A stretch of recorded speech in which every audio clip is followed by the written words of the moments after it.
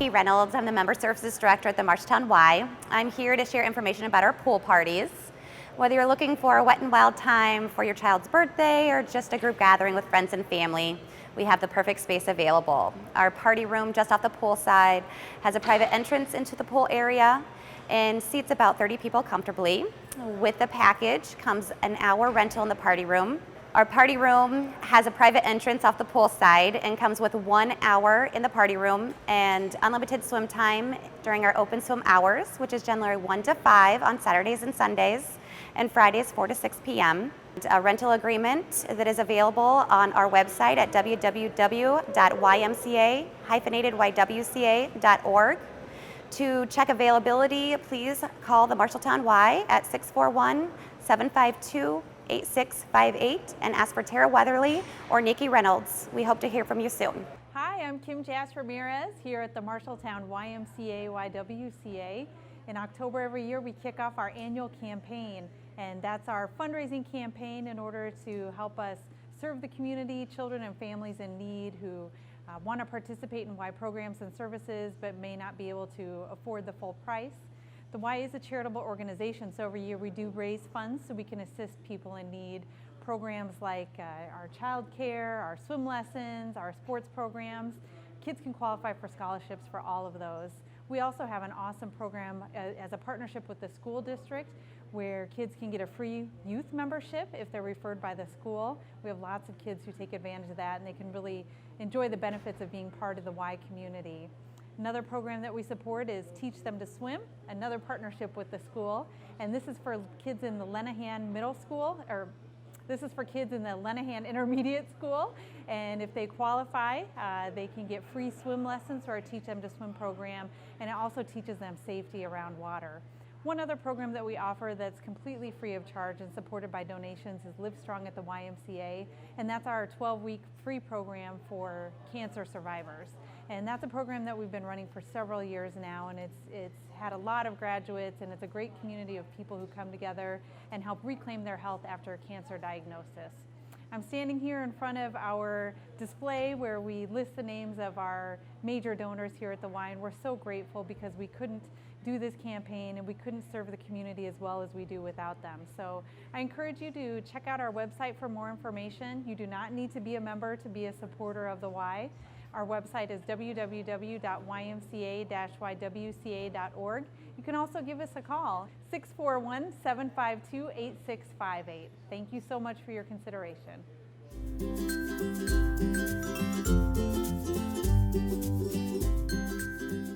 This is Minnie. She is about a 4 to 5 year old lab, and we think she might be a little bit of pit bull in her. She was found by the local police and brought in to us, and nobody claimed her. She is very affectionate, and she got all this energy. She loves food, if you can't tell. We think she would do well in almost any home. She seems to love children when they come to visit. She's not too toy-oriented, but I'm sure she can learn. She's overall a great gal. So her adoption cost is $125, and that includes her spay, a microchip, her vaccinations, and we also treat her for other various things like intestinal parasites. We clean her ears, we trim her nails, and we do all that fun stuff for her.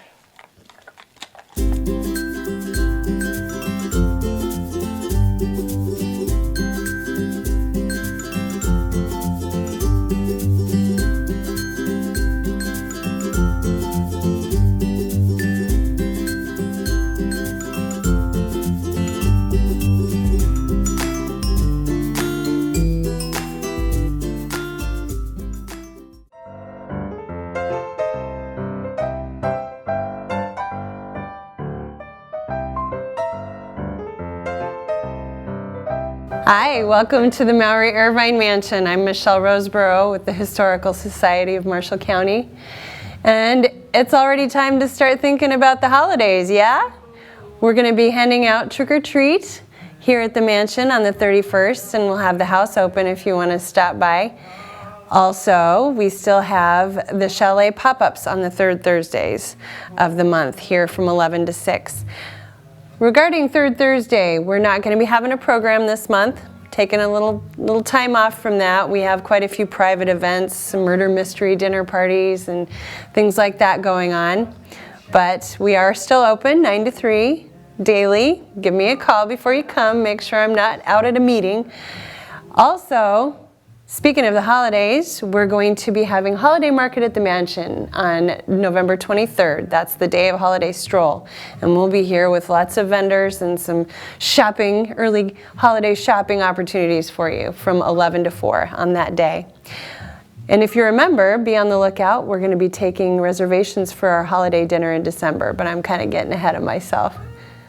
So anybody who drives by and is wondering about the stained glass windows, they are not broken, they have been removed, and they're being restored. Make sure they can last us another 130 years. And the bricks will be coming off of the side of the house. No worries, it'll all be going right back up. So stop by and see me sometime. Do some research.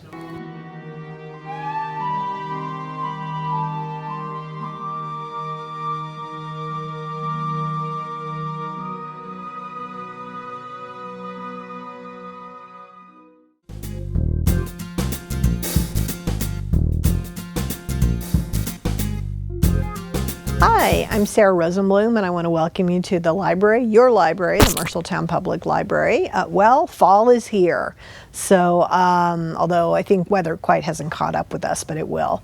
And we're back to our fall hours, which means we're now open until 8 o'clock on Monday through Thursday, and then our normal hours the rest of the 7 days that we're open. So we have a whole great array of programming coming up in the next few weeks, so we're very excited to tell you about it, and we hope that we see you at one or many of the events. I do want to let you know right off the bat it's time for altered book season, and that's where you make a piece of art out of a book. It could be a book that you own, a book that you pick up at a garage sale, or we have books here that we can give you. And every year we have amazing art that's made by community members. We always have some of the college students and some of the art students at the high school. So you can pick up your book now if you want. We have some examples of what kind of art you can make. And then please return your book by October 22nd so we can put it on display, and we'll have a reception here at the library. That's on October 22nd. So the altered book, it's really fun.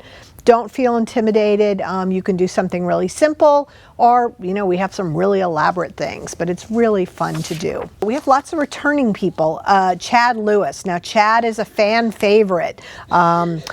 We've had Chad on several of our occasions, usually near Halloween, and he will be talking about hunting the world's scariest monsters. So that's October 18th at 6:30. Follow Chad as he travels around the world in search of the world's most elusive creatures, from searching for vampires in Transylvania to tracking the Loch Ness Monster. I was at Loch Ness once. I did not see Nessie. She did not come up.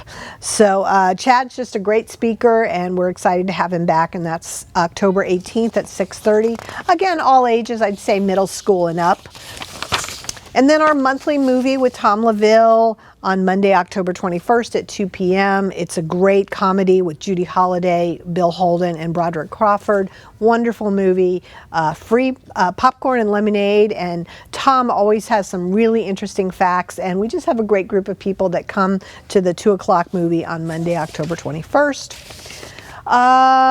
We also have, of course, great new books. So maybe you're thinking about painting your house. I love this book, Color Your Home, that's got all these little paint samples. Of course, it never looks quite the same when you put it on the wall, but a great place to start if you're like me and you're intimidated by all those colors it strands. For our crafty people, classic kicks for little feet. Aren't these the cutest little thing? And even if you're not a knitter or a crochet, it's just fun to look through them. And maybe you have a friend who is. Look at those cute little booties. Now, I think many of you know that I am a foodie, so I think this title would fit me. Happiness is Baking. This is the late, great Maida Hayter, a wonderful, amazing woman in our culinary history in America. This was probably one of her last books before she passed away. Highly recommend. And it is almost October, so ghosts. We talked about Chad Lewis, weird ghosts, true tales of the eeriest legends and hair-raising hauntings across America. People are fascinated by ghosts. And if you're like trying to keep the deer from eating your garden, I don't know if that really can happen, but we do have a new book on deer-resistant design. So fence-free gardens that thrive despite the deer. And a friend was just telling me the other day about the deer that ate all her plants. So, so here, come check this out. And then I want to remind you about our great everyday book sale that we have here at the library. We have wonderful books for sale. All that money benefits the library. Right now, though, we have a special couple of things going on. We have a military history sale, books from every war. So here we have the Revolutionary War, World War II, Vietnam. So I know we have many people that are military war buffs. Of course, we're the home of the Iowa Veterans Home. So please come down and check it out. And also, we have on a special sale of automobile repair books, wiring diagrams, Chilton's, Mitchell, even how to repair your snowmobile so you could get it in shape for this winter coming up. So please come and check out those sales, and we hope to see you in the library. And if there's something that you need, please do not hesitate to call us or stop by. You'd be amazed at the things that we can help you with. Thank you.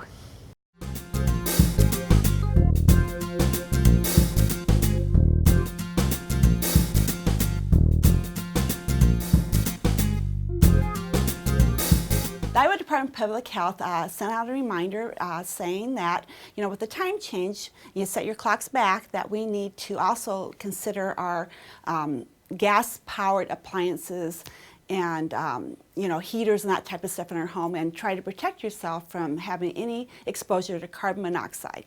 Carbon monoxide is a colorless, odorless, toxic gas that it can be in your home and you won't even know it, but it's very deadly. 350 people have died last year from carbon monoxide poisoning, and many more were sent to the emergency room with side effects of carbon monoxide poisoning. One thing you need to do is make sure that your chimneys are clear and open and working well, your furnaces don't have leaks, that your gas stoves, they say that actually they should be checked annually to make sure there's no carbon monoxide coming from them, and also make sure that if you're using any kind of generator to produce heat that is not in your home or in an enclosed space or even near windows outside, because gas is odorless, it can come in and you won't even know it's happening. With carbon monoxide at low levels, you can have mild side effects such as headache, dizziness, disorientation, nausea, and fatigue. And you may not even realize what it's really from. But if you find out that it may be carbon monoxide, leave your home, leave that area, wherever it may be, and get outside in fresh air and call 911. It's very important to do that because people can die very quickly within minutes from high levels of carbon monoxide.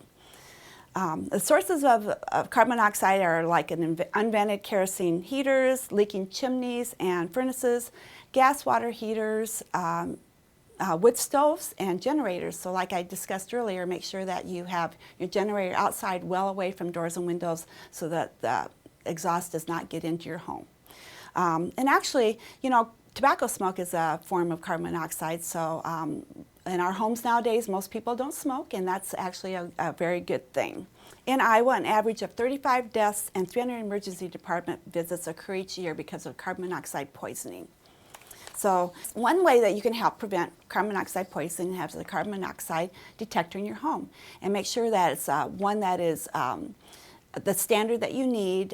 If you have questions about that, I know that you could call the fire department. They would be able to help you with that too, to tell you if what you have is a good one. The other thing I want to remind you of is SHIP is a volunteer organization here that's helping people make decisions about their health care as far as Medicare and their plans that they have. They say be sure that you check your plans every year because they do change unbeknownst to you, so you really need to get that checked. So you can call SHIP here at the hospital and make an appointment. The last day to actually make changes to your health care plan through Medicare is December 7th.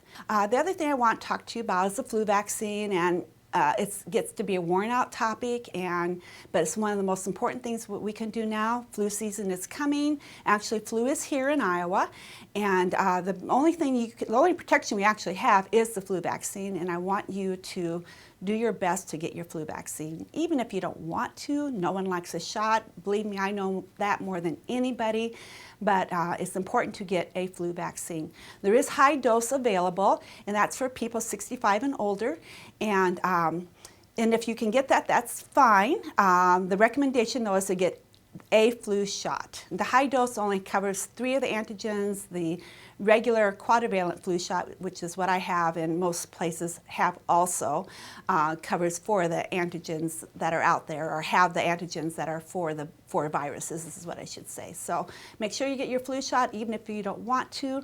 Remember, little kiddos cannot get their first flu shot until they're 6 months old. So if you're sick, you really need to stay away from little babies, and don't go into nursing homes or places where you're going to be exposing people that have low immune systems to your potential illness. How's that sound? So take good care of yourself so you can take good care of others.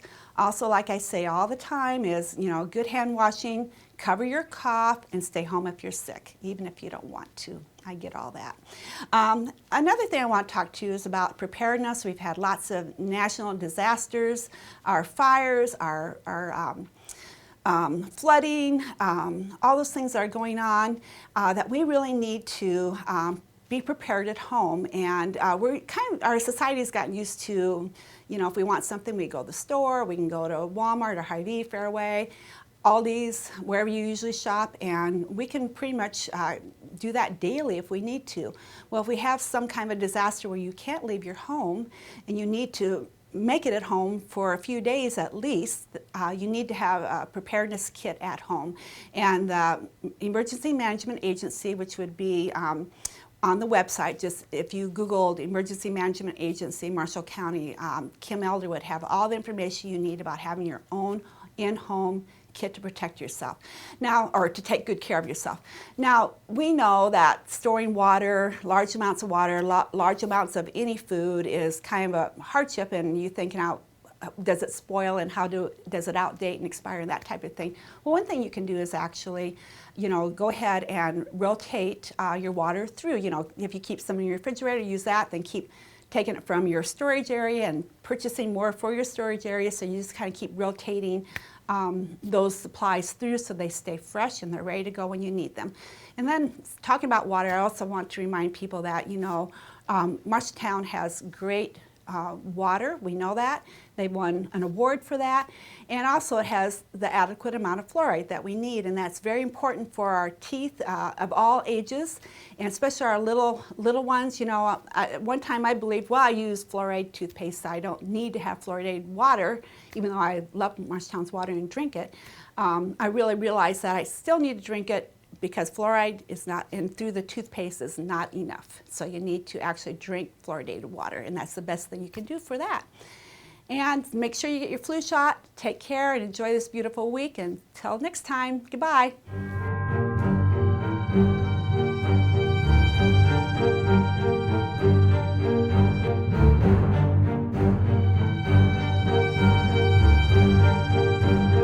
My name is Dawn Blahnik. I am the Domestic Violence and Sexual Assault Detective with the Marshalltown Police Department. October is Domestic Violence Awareness Month, which is just a time of year that we kind of take time out to acknowledge what domestic violence is, how it affects the community, how it affects families, how it affects individuals, and I guess try to come together and find maybe some resources or some solutions to that problem. It's typical that victims will return to their abusers. There are a number of reasons for that. A huge one that we're finding is financial reasons, the financial abuse that goes on. Victims may not be able to support themselves or be able to support their children and depend on the abuser for financial stability, and so that's one reason that they'll go back, scared that they won't be able to do that on their own.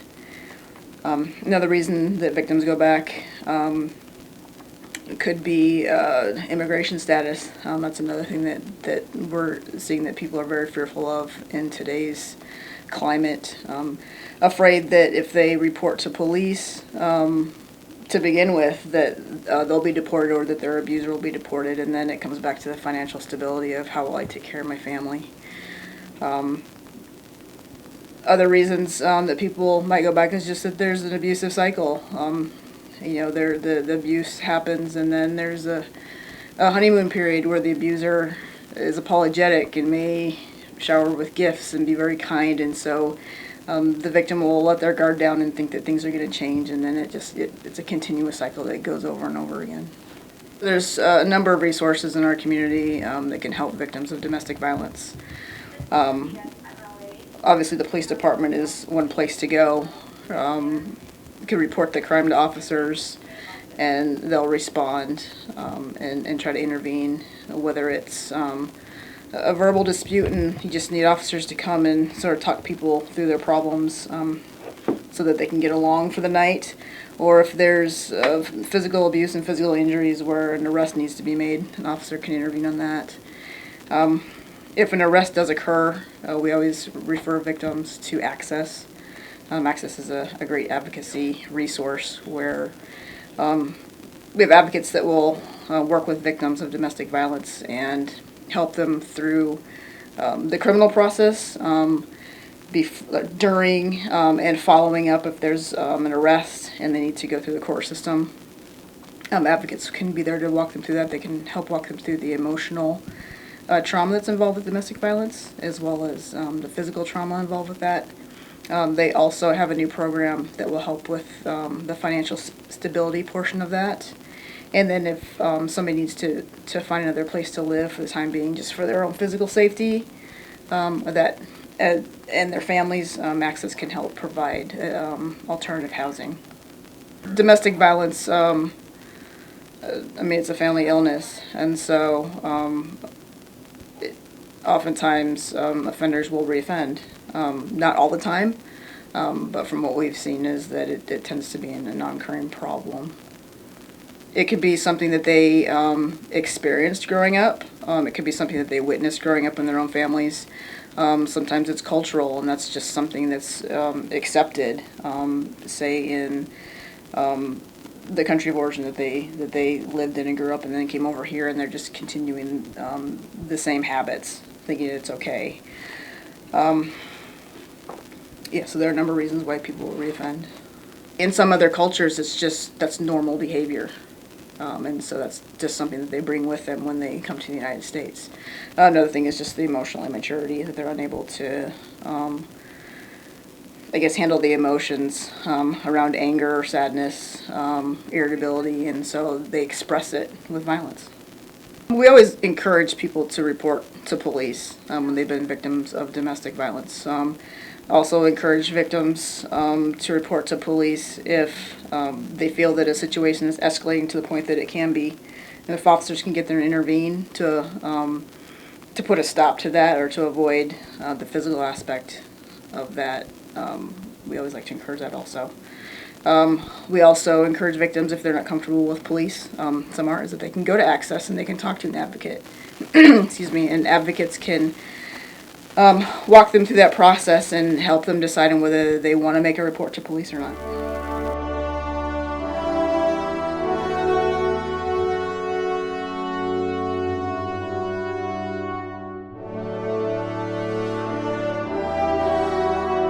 My name is Lucas Badke. I'm the Buildings and Grounds Director for Marshall County, and my life has changed a little bit in the last 14 and a half months. We're here in front of the Marshall County Courthouse, kind of looking at the dome. We have a mostly constructed new dome for the courthouse.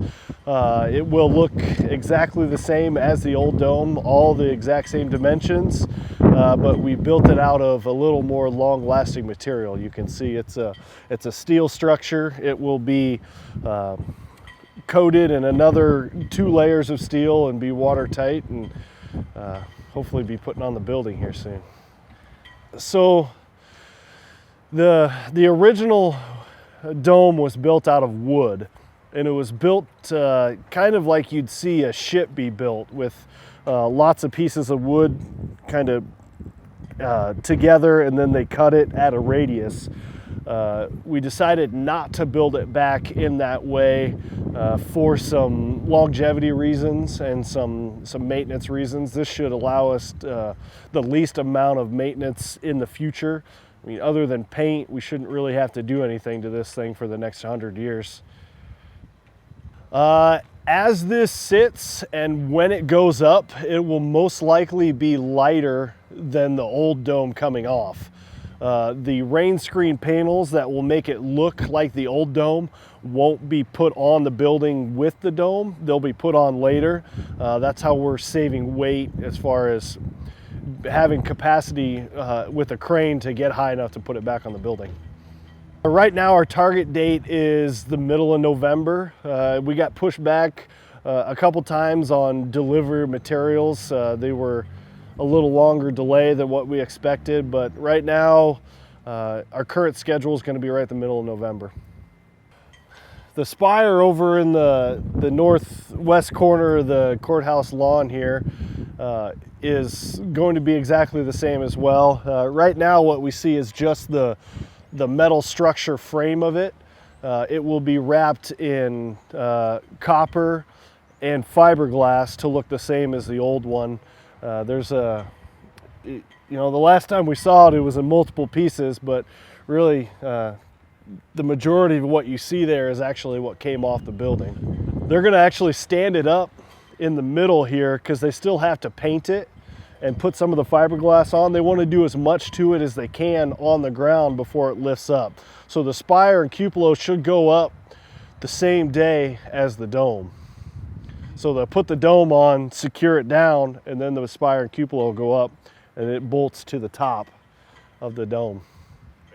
The clocks will be, the clock mechanism itself stays. We will have all new clock hands, all new clock glass, and a fresh coat of paint on the frames.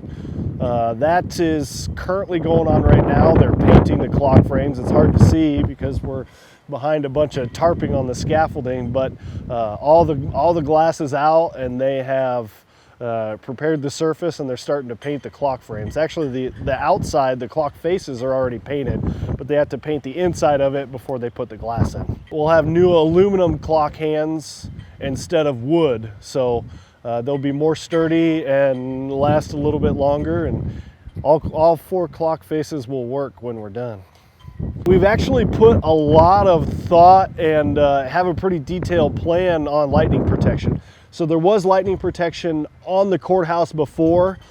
We've expanded on that. We actually have to dig a trench all the way around the courthouse on the outside for grounding, actually. So it'll be a big deal. So all 8 chimney caps will have steel plate on top of them. It'll connect to a grounding wire that will come down to the grounding loop, and then the dome itself on the top will have some lightning protection tied into it as well. This will be done this fall season, late fall, early winter, middle November, and there's still plenty of work to do on the outside of the building. We're working on rebuilding gutters right now. The gutters and the metal underneath of it has to go on before the shingles can go on. We'll get some. The weather's going to catch us. We're going to be wrapping up the exterior of the building next spring. The shingles that we're putting on are the same shingles we had before. They're a composite slate shingle, and they have an install requirement temperature of 45 degrees. So if we're below 45 degrees, we can't install shingles.